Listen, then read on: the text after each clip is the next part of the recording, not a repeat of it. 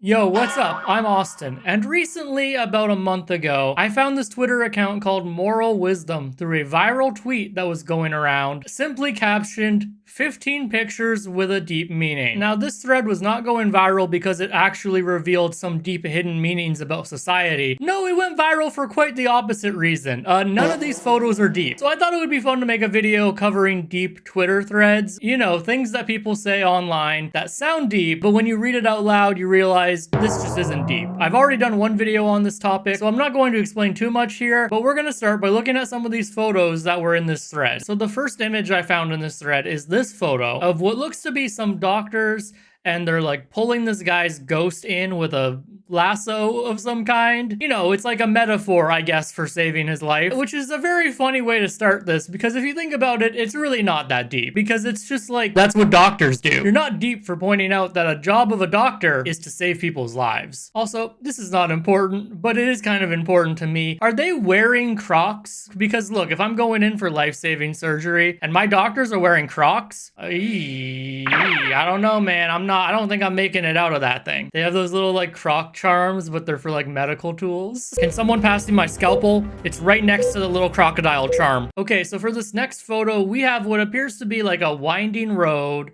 with a metal detector for some reason, and lots of people are lined up to go walk down it. And next to that winding road, we have a straight road with a brick wall in the way, and one guy who looks very confused and also is holding a hatchet for some reason. I guess the point of this one is like, people in society would rather take the windy, inconvenient road versus have to break a wall down to walk down the straight road. You know, except for this one guy. He thinks differently. And quite differently, might I add, because he's literally holding a hatchet to break down a wall. This does not look like a guy who wants to help people. He looks like a guy who might want to murder people. No wonder everyone else is going down this other pathway. I wouldn't trust this man. But might I just point out that both these pathways end at the same point, and it's honestly, if I'm just judging this based on like eyeballing it, I would argue it's probably faster to just walk down that windy path than to like break down that entire wall. All right, so this third photo, we have a kid with an absolutely gigantic soccer ball. Why is that so big?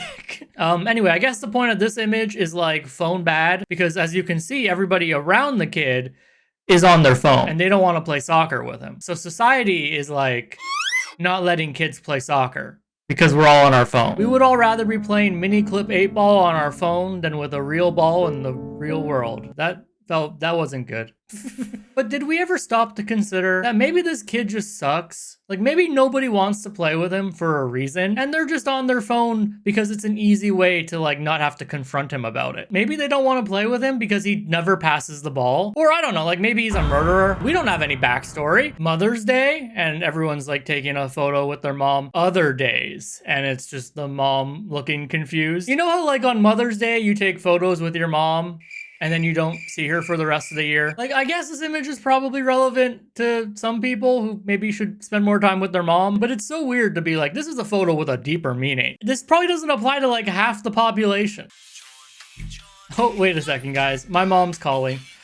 Again, doesn't she know it's not Mother's Day? Like, I shouldn't legally have to answer this phone call. So for this next photo, we have a child, I presume, crying over an open grave while the ghost of their grandma is sewing their shirt together. Man, even after death, she can't catch a break. Imagine you're just chilling in your version of an afterlife and your grandchild comes running up all snotty-nosed with another hole in his shirt. I'd be pissed. How do they even have that many patches on their clothes? Do they commute through a Looney Tunes ass sawmill every day where like all the machinery just barely cuts their shirts up? Also, the more I look at this image, the more insane it feels. It's just a hunk of concrete that this grandma is buried in, like out of the ground, with an insanely detailed bust of her face, and for some reason, there's no text. Like they sprung for the face bust, but then they were like, no one needs to know her name. Hey Dad? Yes, son? Shouldn't we have given Grandma like a plaque with her name on it? Well, it was that or an insanely detailed bust of her face, and who are we to deny the world that wonderfully chiseled chin? Yes, when you read book instead of look at screen. Do people know that you can read stuff on your phone? Like you can read an ebook on your phone. And also, like, this is the shit you would see in, like, a romantic comedy where the main character accidentally bumps into their love interest because they're too busy reading a book. I've never seen a person in real life just, like, reading and walking around, like, out in public. And honestly, it doesn't even look like that book has a title. So I guess he's a fake reader. He's probably just got a phone cut out in, like, a fake book. So he's actually just on his phone, but he looks smarter. My dog won't stop walking around, so he faces the ultimate punishment of being on camera. Say hi. Unhand me, you idiot. All right, so next up, we've got phone bad, but so is wife, I think, is the point of this one. Extra layer, extra deep. Seriously though, what again are they trying to say here? Isn't it crazy how people would rather be on their phone than spend time together? Hey, maybe this fictional scenario they've made up is deeper than just phone bad. Or, you know, maybe some people just like to spend time together by being in the same room. Honestly, if I'm hanging out with somebody, we don't have to be like staring at each other the whole time. I don't care if someone goes on their phone. I like how you can break down so many of these posts to just like, when person lives a life differently than how I want them to, that's bad. So that was that thread. I know I didn't do all 15 photos. Some of them weren't that interesting. None of them were deep though. I'll guarantee you that. This whole page is pretty much just posting like these really shitty images. You know, stuff like 15 powerful visuals with deep meaning. Education is business now, and it's it says private school, and then there's an image of a guy who he's pulling off his dad's stomach to go to private school, because of course that's the entry fee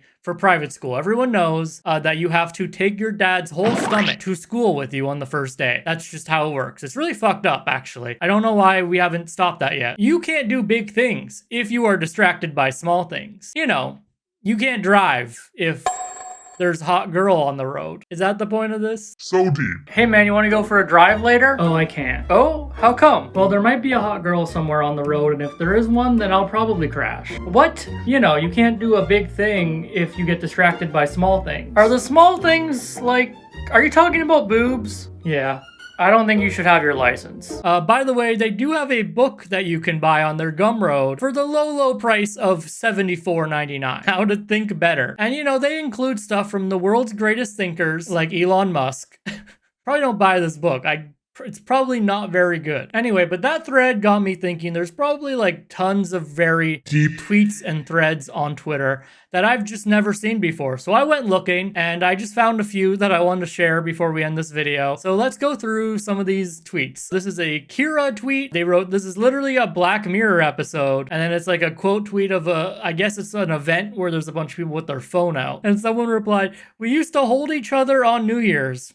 Now we hold our phones." You guys remember that Black Mirror episode where people had phones? That one was scary. Okay, so this next one, I guess it's a reply to something. They wrote, "Because misery is mature and being happy is for babies. What we have failed to realize is that the only reason adults are miserable and kids aren't is that adults are capable of understanding how bad it is to live in a world that revolves solely around the acquisition of wealth." Do you want kids to be miserable? Because I can tell you based on my own personal experiences, there are definitely kids who are miserable. If that's all you want, like it's been achieved. It's not like you turn 20 and you're like, oh fuck, I got to acquire wealth now? How was I to know this? Nobody's ever told me this. What the fuck? I spent 20 years being like, oh, life is great. You don't need to acquire wealth. And now I got to acquire wealth? Although I do really like the idea of someone just like being upset that kids aren't miserable. Like they're just staring at a baby like, oh, goo goo gaga. Just fucking wait, kid. One day you're gonna have to pay the bills, and then what are you gonna do? You gonna shit your diaper?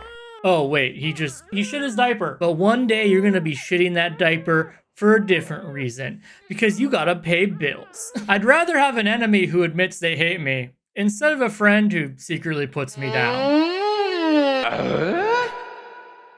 You're a dog. So yeah, I guess that would be pretty bad. Hey man, you know Greg? Oh, dog Greg. Yeah, I know Greg. Yeah, I want to put him down in secret. You're gonna kill him? Damn. What teens are reading now? Wow. Teens are reading that sign? That really makes you think. I love the idea of like taking a photo of clearly just a shelf that hasn't been filled up yet and being like, this is gonna get me internet points. If you could read my mind, you'd be in tears. What are you doing? Reading your mind? Why are you thinking about onions? Oh yeah, well if you could read my mind, It would be rad. I mostly just think about cool skateboarding tricks. Go ahead.